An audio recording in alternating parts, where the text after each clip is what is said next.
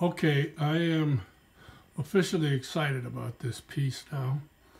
Um, I've done the rough cut on the outside, and I'll turn this so you can get a sense as to what the grain looks like. But all of this is part of the, I think it's part spalting, but I think it's all mostly the burl, the crazy way the grain grows when it turns into a burl. This is a little bit more normal through here, but here again is the burl.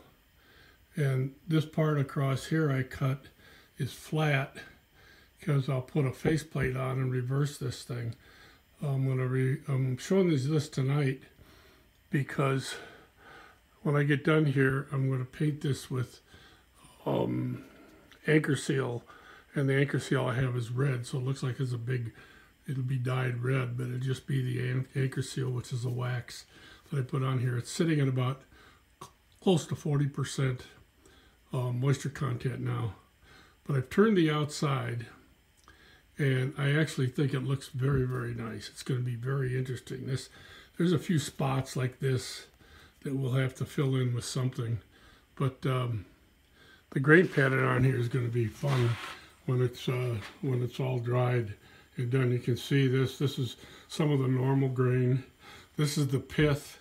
I had to cut back. It was about this thick or this wide before, but I had to cut back to cut the pith out of here because the pith is real soft, and during the drying process it'll give us some trouble. I'm a little concerned about that now, even as I've cut it back this far, but I don't want to cut it back a lot farther because it will narrow the bowl down.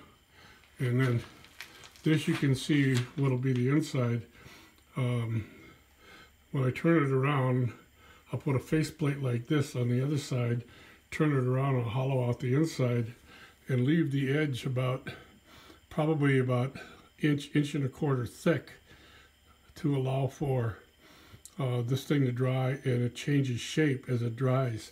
It'll warp and that, but hopefully if I keep it sealed well enough, it won't crack. Look at that grain there. Isn't that pretty? That's really nice. I'm hoping we can keep that in all of this. So this is the start of it. I'll give you maybe a video update when I do the inside. I don't know if I'll get to it tomorrow, but we'll see. And there'll be a couple of other updates as we go through, and then it'll sit for 3, 4, 5, maybe even 6 months, depending upon how long it takes to dry before I can do the final shaping on it, which is where most of the work is done. This is what I've done today. Really happens very quickly, as you can tell. You can see that most of that wood is laying on my shop floor, all over my saw, and just sweep it up, put it, and I lay it in the backyard, use it as mulch. But I'm kind of excited about this. This is a nice looking piece. I like the grain pattern. It's going to be fun to see how it looks finished. So talk to you later. Hope you enjoy this. Bye.